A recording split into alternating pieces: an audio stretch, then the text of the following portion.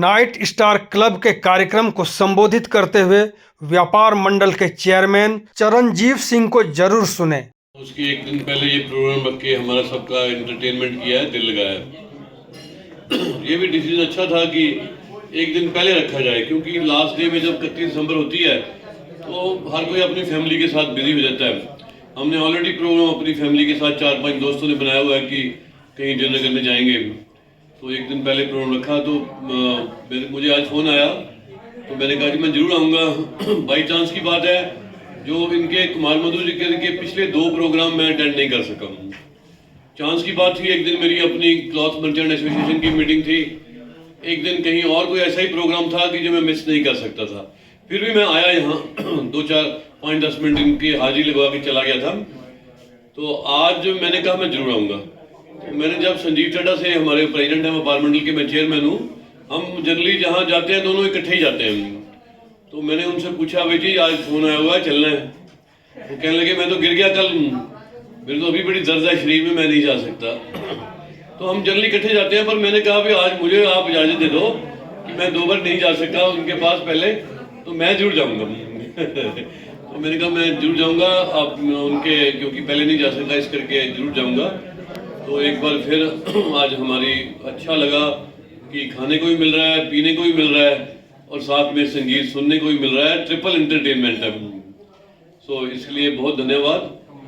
सो बाकी मैं मधुकर जी से काफ़ी देर से जुड़ा हूँ, कई सालों से, 15-20 साल की बात करें तो शायद गलत नहीं होगा। ये बड़े अग्रेसिव पत्रकार हैं। कोई भी शहर में इवेंट हो, कोई भी नई चीज़ हो, बेशक वो व्यापारियों में है, बेशक वो इंडस्ट्री वालों में है, बेशक वो रेजिडेंट वेलफेयर एसोसिएशन की है, बेशक वो CTU वालों की है, बेशक वो कॉर्पोरेशन के वर्कर्स की है, मधुकर जी हर जगह आगे होते हैं। और इनके जो क्वेश्चन होते हैं, इनके बड़े अग्रेसिव क्वेश्चन होते हैं हमेशा, आपने नोट किया होगा। और हमने ये पहले ही प्रोग्राम बनाया होता है कि अपने मधुकर जी हमें अग्रेसिवली क्वेश्चन पूछेंगे, हमने स्लो चलना है, थोड़ा सोच समझ के बोलना है।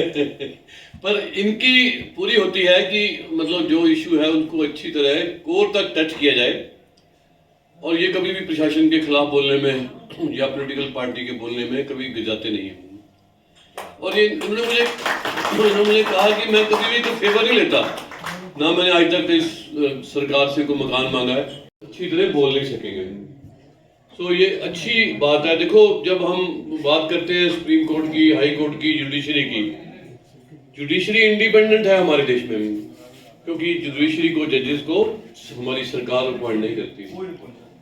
उनकी जो एक कॉलेजियम बनी हुई है सुप्रीम कोर्ट के जजों की, उनको वो अपॉइंट करती। प्रेस है, वो भी हमारी जो देश को बचाने के लिए, हमारी डेमोक्रेसी के बचाने के लिए बड़ा काम करता है। जो प्रेस है हमारी, जब वो प्रेस इंडिपेंडेंटली काम करेगी, बिना डर के काम करेगी, बिना डर के खबरें छापेगी या बोलेगी, तो शायद हमें जस्टिस लेना इजी हो जाएगा।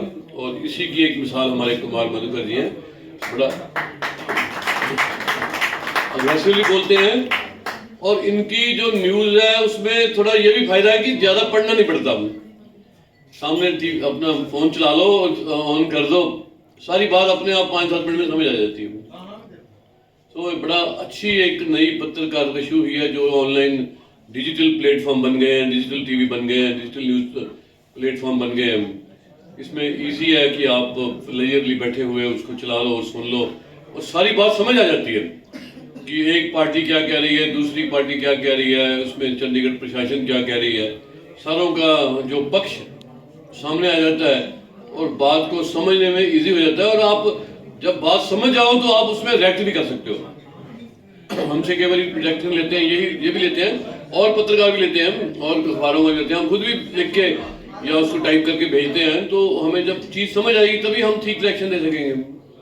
सो मैं बड़ा अच्छा लगता है जब इनका ऐसे लोगों से हम मिलते हैं, इनसे संपर्क में आते हैं, और एक इंडिपेंडेंट लोग, आजकल जो सिस्टम बना हुआ है, ज़्यादा लोग इस तरह चल पड़े हैं कि किस तरह पैसा बनाओ, किस तरह इन्फ्लुएंस में नहीं आते, जो पैसे के इन्फ्लुएंस में या कोई फेवर लेने के इंफ्लूस में वही शायद अच्छा काम कर सकते हैं। ऐसी एक मिसाल हमारे कुमार मधुकर जी हैं, मैं इनको बधाई देता हूँ और ये आज मैं इनका फिर धन्यवाद करता हूँ। कभी हम भी ऐसा ही प्रोग्राम रखेंगे इनसे समझ के, जो इनका मुझे इन्होंने बताया कि जैसे पहले बता रहे थे कि हमारा एक क्लब बना हुआ है, इसमें आप कोई ऐसा बड़ा प्रोग्राम रखना हो तो इसमें एक एंटरटेनमेंट भी, क्योंकि जब आप सिर्फ स्पीचें दिलाते जाओ तो लोग बोर हो जाते हैं।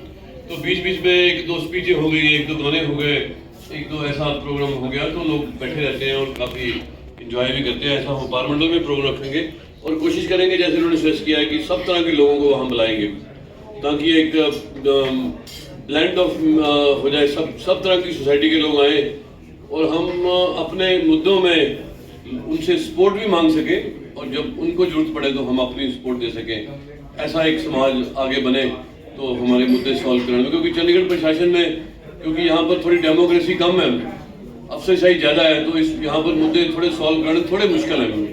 तो इसलिए हमें सब लोगों को यूनाइट होना पड़ेगा, इकट्ठे होकर चलना पड़ेगा और मुद्दों के लिए प्रेशर बनाना पड़ेगा ताकि हमारे मुद्दे जल्दी सॉल्व हो चुके हैं। मैं इतना ही कहता हुआ कुमार मधुकर जी का दोबारा धन्यवाद करूँगा और आप सबका भी धन्यवाद करूँगा। आप सबसे मिलना बड़ा अच्छा लगा। Thank you very much. बहुत बहुत धन्यवाद सर।